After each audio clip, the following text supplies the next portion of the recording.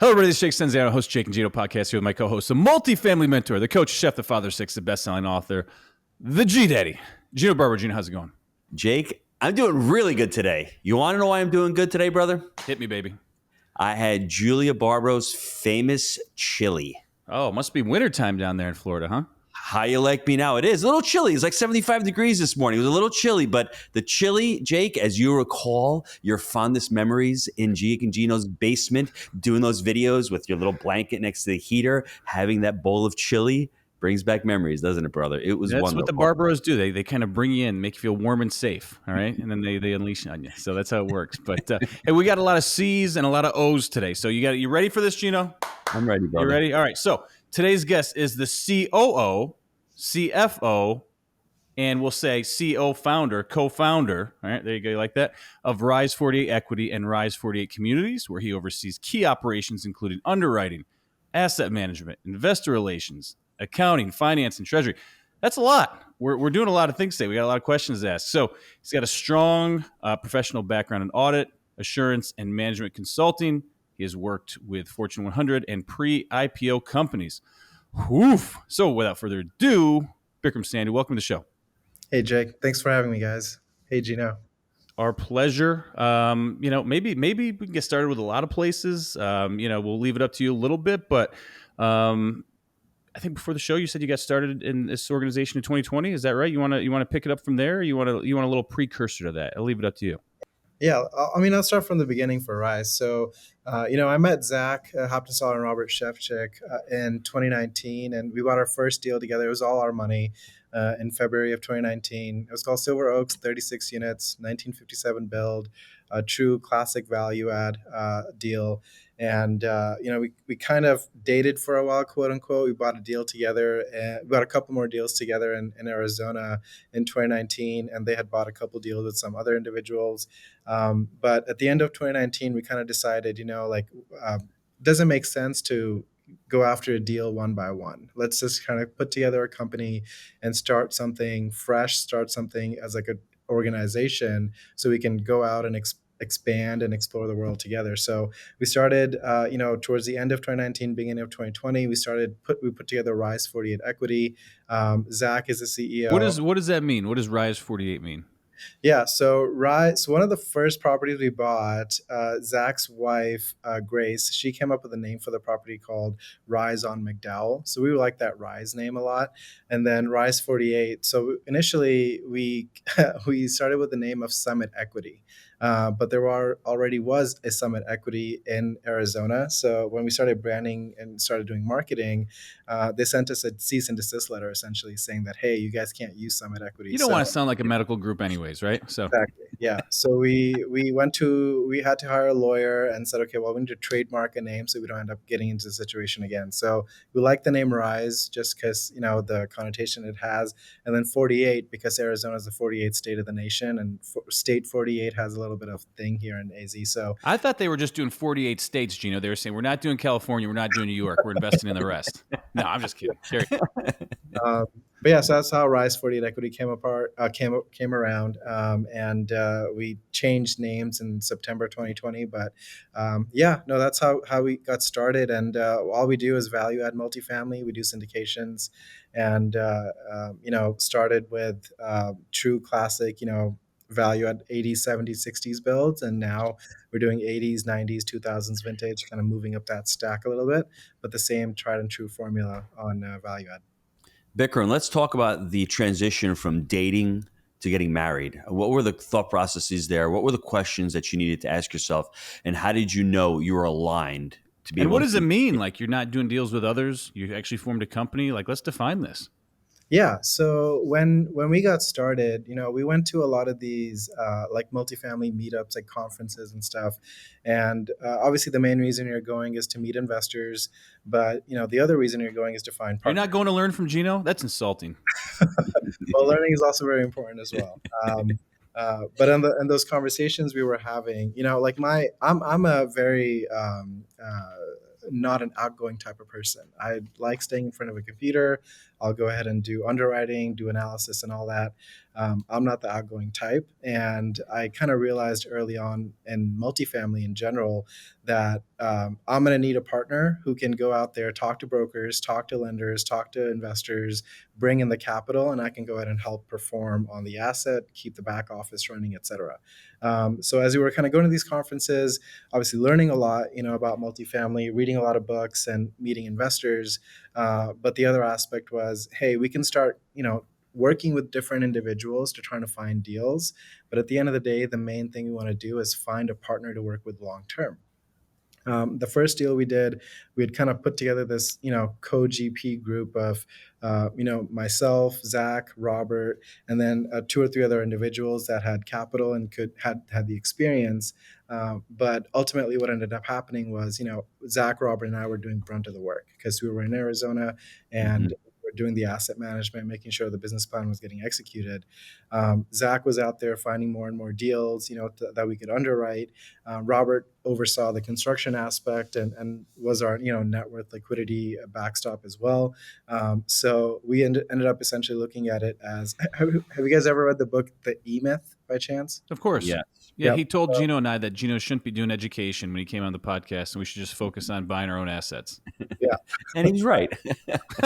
Oh man, So I read that book, and one of the things that I took away from it was, you establish a company in your head with an org chart, right? So you put the names of yourself and the people that you work with in all the different areas that you need, and ultimately, given my expertise and more of the back office and the underwriting, Zach being the outgoing personality, capital formation, deal acquisition, it was like a perfect fit. Zach essentially fit the role of a CEO, fit the role of a guy who did capital formation. I fit the role of the COO and the CFO on the back end, and Robert with his construction and general contractor's license and construction experience fit the role of asset management in the field. So that's how we started. We started dating in those different areas of like, okay, I'll do this, Zach, you go do that, and Robert, you'll go check out on the asset and see, okay, well, we fit well there, and then instead of finding it another sounds route. like a clean division of labor, is what I'm hearing. Yeah, exactly. I don't step on Zach's shoes. He doesn't step on mine. Nobody steps on Robert's shoes. So we all stay in our own lanes. And whenever anybody needs help, we're happy to help out as needed. So that's how we went from, dating, quote unquote, to getting married into a partnership was, okay, we have our clean divisions of labor. We know where our roles and responsibilities are. And then that's where we kind of extended from. Bikran, how has your investment philosophy or investment strategy changed from those early days of 2019 to now this current part of the market cycle?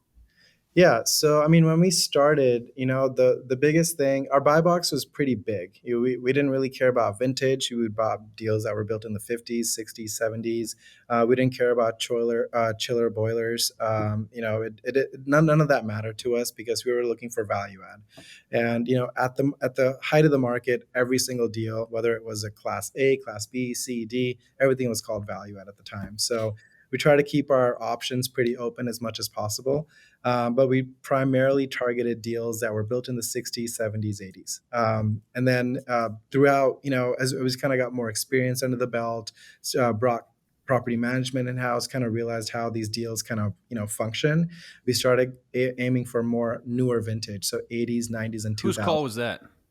We've been looking at it for a while. So Zach and I kind of sat down together. I gave him obviously the financial analysis on it, saying, hey, deferred maintenance wise, it doesn't make sense to go buy a 1950s build. There's going to be qualitative aspects For a 5 cap, right? Exactly. So buying a deal like that at the time and not being able to underwrite the qualitative aspects, like, hey, what if a chiller goes down? I can underwrite $100,000 replacement, but I can't underwrite, the tenant experience of living in a building that's, quote unquote, falling apart. So things like that, we slowly kind of evolved away from buying a 50s or 60s vintage. We only bought two 50s assets, thankfully. They can be okay at the right price and the right renovation, but that has to be pre-baked into it, right? And so, Yeah, exactly. Yeah. And a lot of times it's the plumbing that'll bite you in the ass too. Yep. You got, you got stab lock panels that are obviously, always a major pain. You got, Well, because you're not going to get, most insurance companies are not going to insure you for those. So you're coming in on the front end and you have to change them all out. right? Exactly. So Yeah. So there's things like that. In the beginning, thankfully we were in a very frothy part of the market where we were able to get away with some mistakes we made. And we've bought 55 deals to date. We've sold the first 11 that we bought, and most of the quote unquote mistakes we would have made were part of that first 11. Most of that got hidden because the market was so good. But as we kind of evolved, we started putting in placeholders like, hey, when we're walking the property, make sure that we ask about, hey, does the property have stab block panels? Because it's not common in Phoenix, for instance, if it's an 80s or newer vintage, but in Dallas, for instance, they might still have stab block panels for deals that are built in the 80s. So we started building in those safeguards up front, as opposed to, spraying and praying, quote unquote, on making sure that the deal you know works. what they tell people the easiest way to create this buying criteria is? Listen to your insurance company and listen to Fannie and Freddie. They're going to give you the guidelines, and you can try to overcome this stuff, but most of the time it's an uphill battle because someone's going to have to pay for it. It's not just going to go away. So if you can identify this stuff on the front end, and also look, a simple one, right? We can toss around like a flat roof. You can make a flat roof work, but is there a better choice to put your capital into something that may be pitched? And so it's those types of decisions where you create a buying criteria where you can avoid this stuff and be a little bit more selective. um, yeah, we had a CPA. We teach a class every Monday. He was on yesterday, and he was talking about people buying for depreciation and how silly that can be. You're going to get the depreciation one way or another. Make sure we're talking about dating references. Get a hot chick, right? And get the bonuses on the back, and don't just buy for the depreciation kind of thing, right? Get your cake and eat it too, right? It's You want silly a to. steady chick. If you're getting a hot chick, she may leave, brother. I'm just saying, when you're dating, you want something that's steady, that's going to be there, going to be home for you, taking care of you. So let's not make that Gino analogy. just wants an espresso on the back end. That's all he's worried about.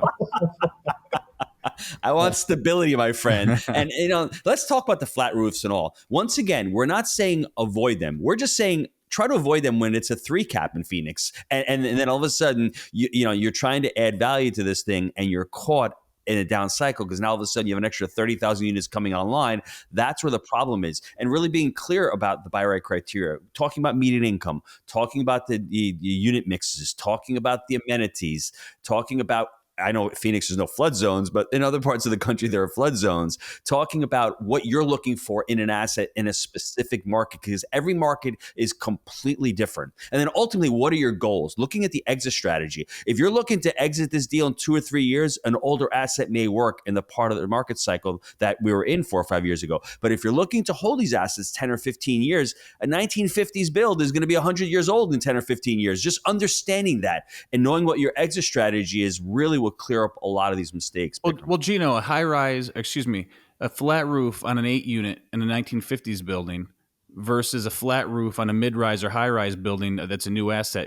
They're two totally different things. So flat roofs can be okay, but I like to put them in a bucket for more urban, downtown type developments where it makes sense, and they're covering hundreds of units or 100 units or something like that, versus something that's 8 units and going to be a pain in the ass and cost 25% more than a shingled roof that's going to be more have more stability for you. You also look at the market that it's in, right? So Phoenix doesn't get heavy rainfall every single year. We'll get a monsoon here and there, but most of the deals that were built in Phoenix were flat roofs in the 80s and 90s, and even today. That sun's got to bake the shit out of those flat roofs, though. It does, but we don't like all that. We have 29 properties in Phoenix currently. We barely hear about roofing issues. The only time we hear about roofing issues is when there's a monsoon that knocks over trees, and But there's once a year when it rains, it's a problem, right? I'm being a smartass. See what I got to deal with, Bikram? I got to deal with a smart ass who wants to talk about hot chicks when we're on a multifamily show. I'm just saying. Anyway, I wanted to make a reference before. You said you were the person who liked to stay home and was the introvert, and you're going to be best friends with Jake because that's what Jake likes to do. The only reference is that Jake loves to talk to brokers. Investors, not so much. Because people Humans, keep letting me not so down, much. Gino. People keep letting me down. So the circle keeps getting smaller and smaller, dude. I'm telling you. Bikram, as you're talking about property management and asset management, can you just give us what your opinions are and your thoughts are of the benefits of having third party? Because there are benefits to third party, but there's also benefits to bringing third party in as well. Yeah. No, when we started, I mean, obviously we were third partying everything, right? We just brought in the capital, bought the deal. We put in a third party contractor to go in and do the renovations, put in third party property management. The good thing about third party is that if it's a, small to mid-size company that really kind of focuses in your area and you have the ears of the top brass at that company, you can really get a lot of stuff done by just yelling at that top brass. You don't have to worry about any employees down the line. They'll take care of that issue. You don't have to worry about back office like health insurance, employer taxes, unemployment insurance, etc. That's all taken care of by the third party, and it's beneficial when you're starting off small. Is you don't have to worry about drowning yourself in the back office when your deal is the one that's going to make you money. So when we started off, we did all third party, and we slowly brought things in house as it made sense. So the biggest part of value add, as you guys know, is the business plan, right? We don't just buy the property, hold it for 15 years, and sell it. We have to go in and do curb appeal upgrades, deferred maintenance upgrades, or clear out deferred maintenance, and do interior renovations. Now, the way third party, construction companies make money is they're essentially charging you 10, 15% of what you're spending. And they don't really have a deadline on their end. They just want to make sure the money is spent. They get their capital. They stay on the property for a longer period of time. Sounds like the government. Yeah, exactly. So that's the first thing we brought in house was, hey, we can't just hire somebody else to do what's the most critical aspect of our business plan. We have to bring that in house. So that's what the first thing we brought in house. And with that came challenges. Obviously, we needed to make sure we were licensed. We wanted to make sure that if we were going to buy things wholesale, we got pricing power on the buying side as well as selling to our properties on the selling side. And we don't make any money on the construction side. We just kind of buy wholesale and sell to the properties directly. And then the second thing we brought in house was property management. So with property management in 2021, I'm getting confused. Mhm. I thought you said the first thing you brought in house was property management, and now you said the next thing. No, you it brought was construction management. construction first. management. Gotcha. Yeah. So in 2019, 2020, when times were good, like Phoenix hasn't seen a downturn since like 07, 08 at the latest way, right? So when we got into the market, obviously every single property manager, their leasing consultants are 20s and their 30s. They haven't really seen a downturn either. So when the market's good, everyone's happy. Tenants are flowing in through the door. Everyone's signing leases. There's not really any evictions, any sort of bad debt. Everyone's doing really well. But when the market starts going down, that's when the real trouble starts coming up. So we had property management or third-party PM through November of 21. We transitioned everything in December 21, and Q4 of 21 was when you finally saw that that dam break. You saw tenants stop coming in. You saw inflation was getting out of control. Evictions were kind of piling up, and we slowly saw our property management company, the third-party PM that we utilized. Again, they're great at the asset class that they work on, but we just saw because of the need that we had to push rents, we couldn't just rely on them to continue, operating those assets. But more importantly, we didn't have control over the people. So the people that we thought were rock star, leasers, they were leaving for an extra dollar or two per hour to go to a Class A building, whereas we could have saved them if we just paid them more or if we had offered them health insurance. But we can't do that because they're all employees of the third So party. the third party company that you're using didn't offer health insurance? Not at the time, no. So basically, we were losing good staff. We were losing people that we could have retained. So we ultimately decided, hey, you know what? We'll take the back office pain. We'll bring it all in house so we can offer better insurance, better pay to these employees, and give them a better culture to work in. And it's all going to be owner managed. So that's where we started the third party PM company. Where we had enough scale. Did you buy one or did you start fresh? We just started fresh. We had, I think, 15 properties at the time, and then we just brought it all in house within a month. Wow.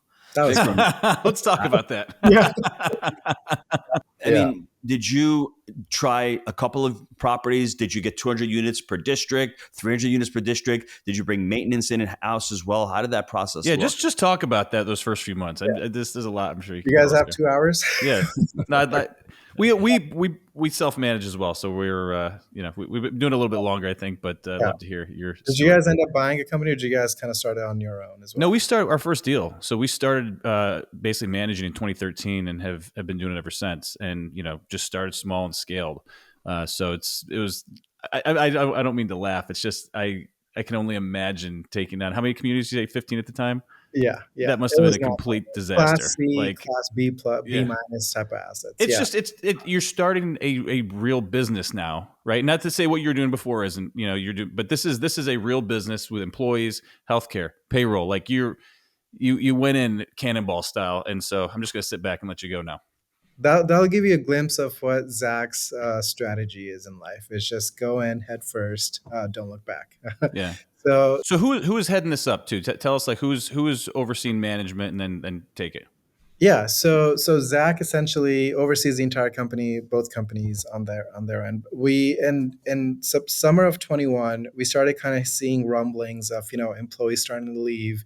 Our operations were starting to come down a little bit, and Zach and I and Kaylee Fuller, who's our president of ops now, she was our director of asset management at the time. We all kind of sat down and said, okay, something needs to give here because we can't keep pushing our third party PM company to keep doing a better job because they're just dropping the ball. And we couldn't do one property at a time because and it's very political. If they got wind of it, they'll essentially say, "Here's your Yeah, they're 30 gonna day." shit on you. Like they're gonna Exactly. stop giving you love. These people are leaving us, so we're not gonna get. It's there's really no good solution there. Yeah. Exactly. So, and keep in mind, you have to keep the lenders apprised of everything that's happening as well. And they don't. It's not a 24-hour turnaround on the lender side. So we had to, at the end of summer of 21, we kind of decided, okay, we got to bring property management in house. What was their response saying? Hey, we're taking how many units at the time was it? I want to say it was close to 1,800. So we got 1,800 units, no management experience, but we're taking this all in house. And Fannie and Freddie said, Go for it. No, they we had a little bit of experience. So Kaylee Fuller now, who's our president of ops, she was our regional with our third party PM before we brought so her you in. kind of poached her over. Yeah. Yeah, because she was going to end up leaving the third party PM to go somewhere else, and we didn't want to lose her because we thought she was really good, and she is really good. So we brought her in house. She had most of the experience. We ended up hiring a president of ops and a VP of ops at that time to build up on that management experience side. So we had a pretty strong resume. It wasn't just Zach and Bikran and Robert who are putting together this company and going to go manage. We had people who had actually done this before, hired them on a contract basis, and brought Kaylee in as well to kind of run that entire show. Well, you're a step So, ahead of us because that's how Gina and I started. The oh, opposite of what you did. so, so we it's between summer of 21 through Q4. We kind of just built up the policies, all the admin work you need to get done, get the payroll system started, get the handbook started, etc. And then in November of 21, we basically gave them the notice of like, hey, we're going to go ahead and transition everything over. By the way, at the same time in summer of 21, we kind of notified the lenders as well. Obviously, they had questions. They wanted to know what Sure. the experience was, etc. We got them comfortable and finally transitioned everything over.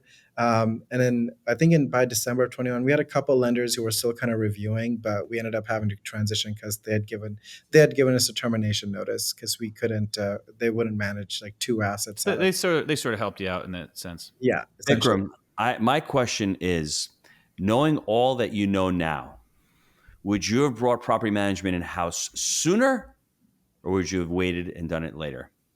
Way sooner. I would have probably done it at the beginning. I think the reason I'm saying that is because even though there is a lot of back office nonsense you have to deal with, having that control from day one is definitely very important. There's a lot of cultural shifts you have to do, right? So we ended up hiring, obviously, most of the staff that was at the property, we ended up hiring and retaining on our end, but they were very used to the culture of the old property management Yeah. company. Getting that out of them and getting them to kind of feel in a different manner, it took 6 to 12 months to get people. Dude, if you can get them there, because I'm going to tell you right now, when we struggle bringing folks on from third party companies over to our organization, and many times have better luck if hiring someone with management experience and then training them up because honestly, I can't even pinpoint what the exact differences are, but it's a completely different situation for these folks, and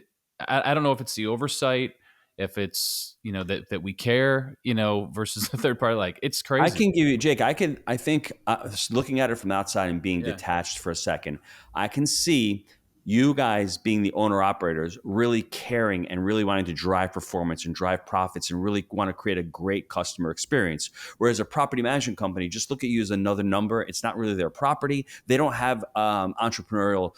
I think they're left alone a lot more, honestly, is what I think it is. And our cadence of accountability and the weekly meetings and everything. Mhm. I think it's a culture shock, and I think that's one of the issues But personally. do you think that they have somebody tapping them on the shoulders and saying, "Hey, Jake, we need rents to go to 1,300"? They'll read their Danielle Steele smut books there and be happy with rents at 1,100 that are $200 below market because they don't really care. They're not getting really incentivized. And like you both said, the word culture. If your culture of your company is growth and performance and really being excited and creating experience, and you're just worried about reading a book and punching in 9 to 5, that's going to clash. That's not really going to fit and serve what you're trying to accomplish.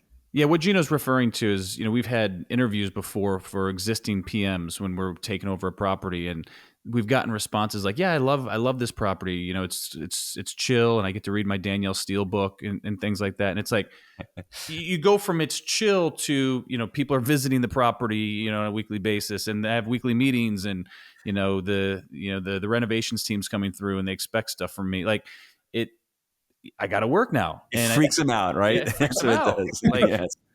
No, Yes. we have a pretty like we end up not retain most of the properties we take over. We end up pretty much not retaining, I would say, like half, if not most of the staff. and there's been some great people. Don't get me wrong. It's not everybody that comes from third party, so I don't want to sound like that. But we've had definitely some culture clashes, to say the Yeah, least. for sure. Yeah. Bikram, last question before you go to the short answers. You guys were in 48, the 48th great state of this nation, and now you guys have been able to branch out into different markets. Number one, why did you start branching out into different markets? What made you do that? And number two, how have you been able to pick the markets that you're going into? What are the metrics? What are the things that excite you about these different markets? Yeah, no, good questions there, Gino. So we essentially established our first goal was to establish like a system and a process of buying deals and managing them from a construction and a property management perspective in house in Mm-hmm. Phoenix. So we established basically a business plan, and around I would say Q4 of 22. Obviously, we had bought about 40 deals in Phoenix at the time. We'd sold 11, so we had 29 under management. And we were getting a lot of feedback from investors saying, "Hey, I like what Rise 48 Equity does. I like you guys' business plan, communication, etc. I'm just too heavily concentrated in Phoenix. Can you guys go expand somewhere else as well?" So even before 22, we always wanted to kind of expand out to different markets, but we didn't want people to think we were stretching ourselves too thin. So in Q4 22, we decided finally, okay, we have the systems in place. We're going to move out to Dallas. And the reason we chose Dallas was, it's pretty much the biggest multifamily market outside of New York and California, essentially. And it's a landlord friendly state. It's got significant job growth over the past, few decades. It's going to have significant job growth for the next few decades, and it has a lot of population growth as well. You're seeing a record amount of new supply go up in Phoenix, Dallas, Charlotte, etc. But of all the markets that are getting a lot of new supply, these markets are actually have a lot of absorption to kind of keep up with Mm-hmm. that pace. Yes. So we're primarily trying to pick markets where you have significant population growth and significant job growth, because that's going to translate into us being able to push rents and keep these properties occupied, essentially. So that's why we expanded to Dallas in 23 or beginning of 23, and then we chose to expand out to Charlotte, North Carolina this year, beginning of this year. Bought our first two deals out there, primarily for the same reasons. We saw there's a significant amount of job growth. It's been inundated with a lot of high supply, but absorption's been at an all-time high. So we think that population growth is going to continue there. We think job growth is going to continue there, and then we're positive on that market. We're looking at a few other markets now as well. We're looking at the Florida markets, South Carolina. Now that we have that system in place, we're trying to basically implement it and replicate it across various different markets without getting spread too thin. So that's how we've kind of moved out into each of the different markets.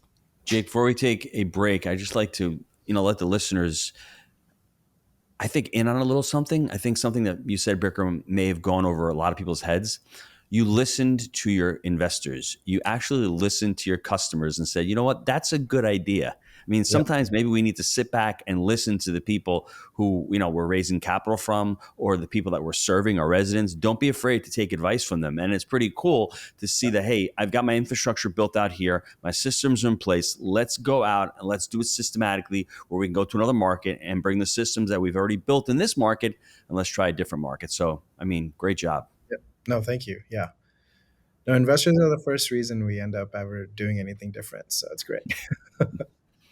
All right, guys, let's take a quick time out here from our sponsor. Now, we have had a great run in multifamily, going from 0 units to over 250 million in assets. That's over 2,000 apartment deals that we've been able to purchase through our framework: buy right, manage right, and finance right. Now, Jake and I, we created the Jake and Gino community back in 2015. We launched our first book, Build Our Profits. And since then, our students have closed over 60,000 units. That's over $4 billion in assets they've been able to close over the last 6 years. And that's why this community has been so successful. We call it results-based education, and we pour back into the community everything that we've learned on our journey from 0 to 2,000 units, and all our systems and scale that we use on our very own property management and investing companies. Jake, I love that. It's not just education, it's implementation. So what I want you to do, click on that link down below, apply to work with our team, see how we can help you on your journey in multifamily.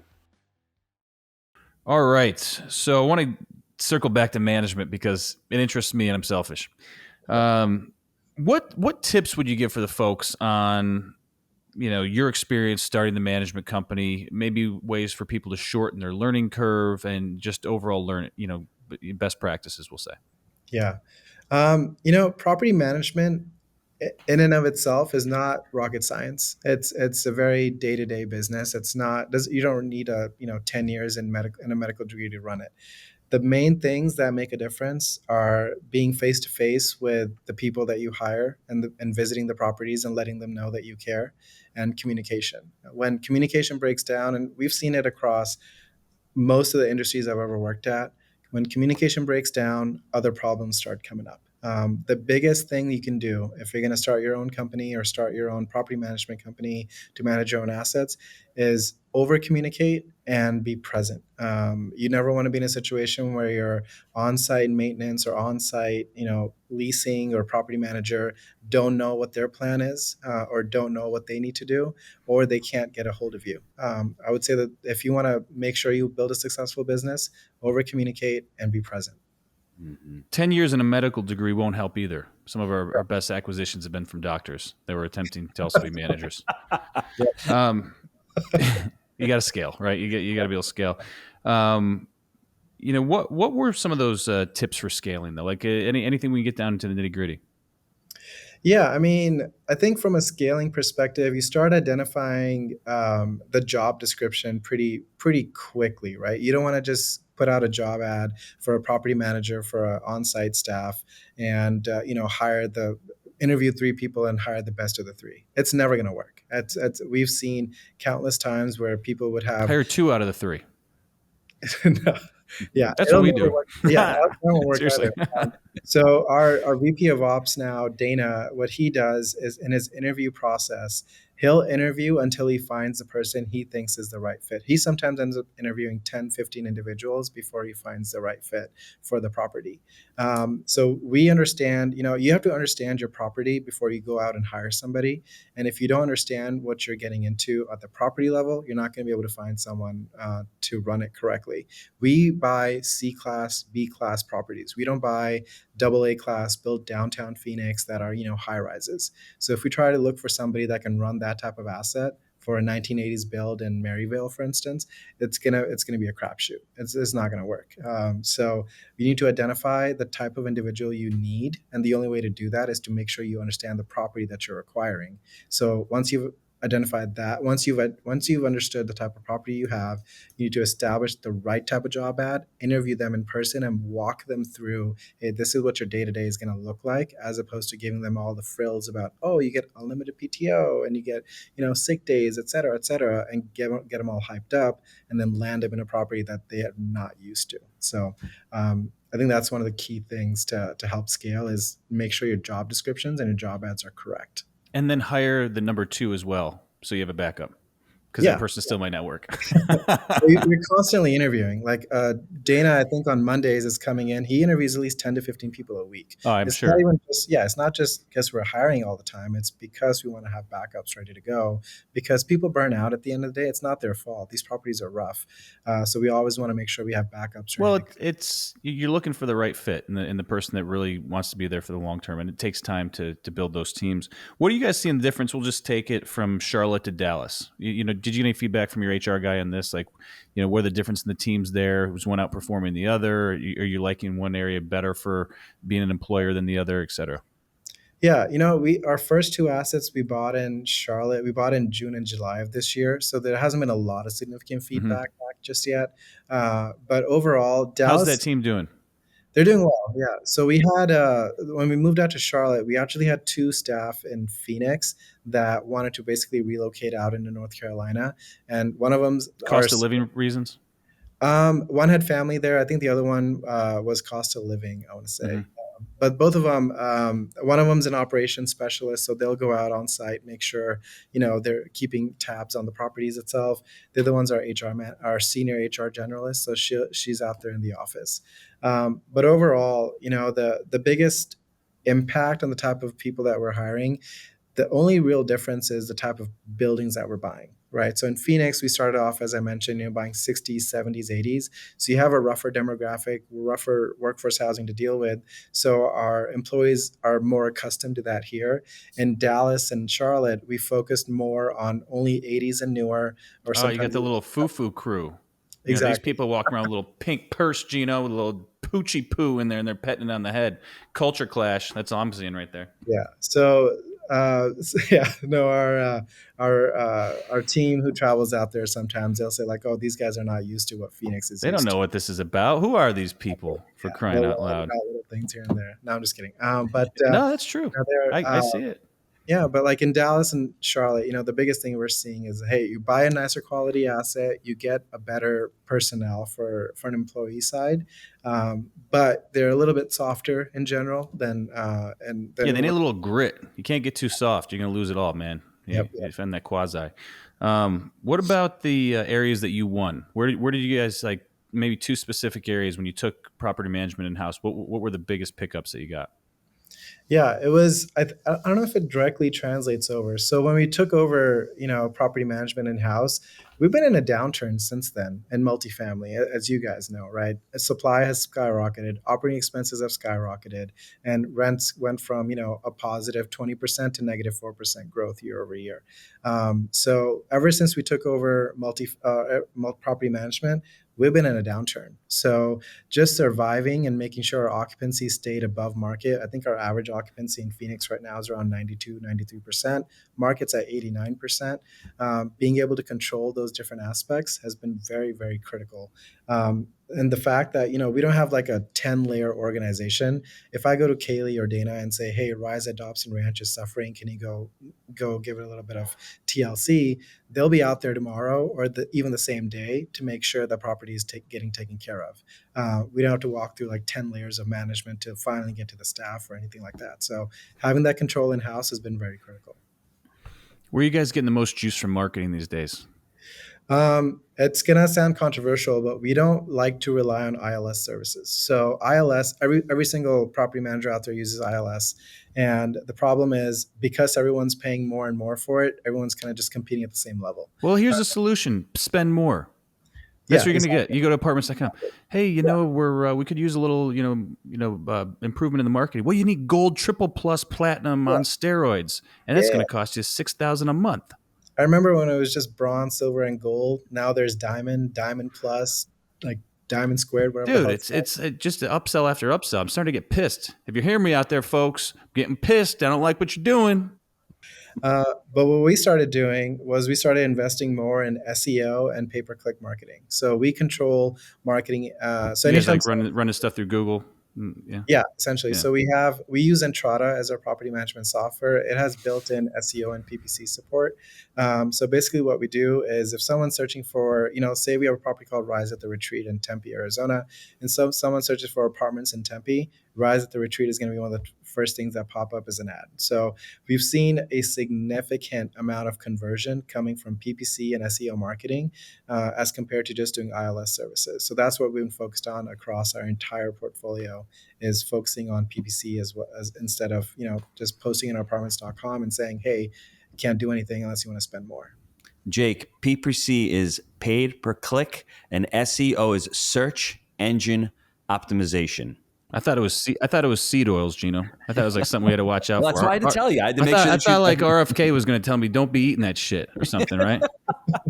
That's what I'm here for, brother. I'm here to help you out a little bit, just a little bit. That's all. All right, well, Gino, take it away then. You're up.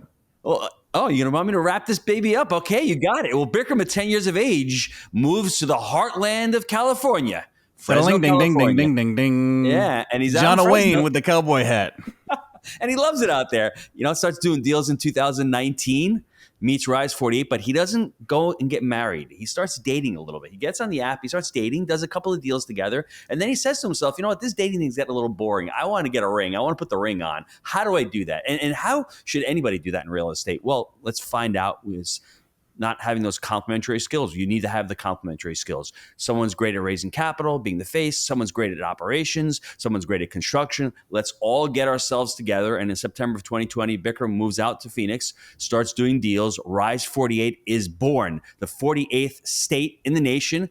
But ironically enough, they're not just in Arizona now. They've expanded to Dallas. They've expanded to Charlotte, and I'm sure other markets. And what I love about his story is he started at a certain area, started buying certain vintages, learned the process, decided, hey, you know what? Property management, let's bring that in-house. We may not make money on property management in the short term, but in the long term, we're going to be able to control our assets. And there's no right way to do it. You can start out with property management. You can bring it in-house later. It really depends upon what your bandwidth is and what your ultimate goals are. So I just want to say, thanks for being on the show. Thanks for sharing your story. Thanks for teaching Jake a little bit about SEO and PPC. And listen, continued success with you guys over there. Yeah, no, thanks so much. Thank you so much, Jake. Appreciate you guys. Rise 48, Lone Star, Blue Ridge Mountains. Nah, it's going to be too long. Yeah. Well, we'll leave it there. Not a good marketing slogan. Gang, as always, we believe in buying deals for the long term. Think in decades. I'm Jake. He is the G Daddy. We make it happen. We'll see you next time.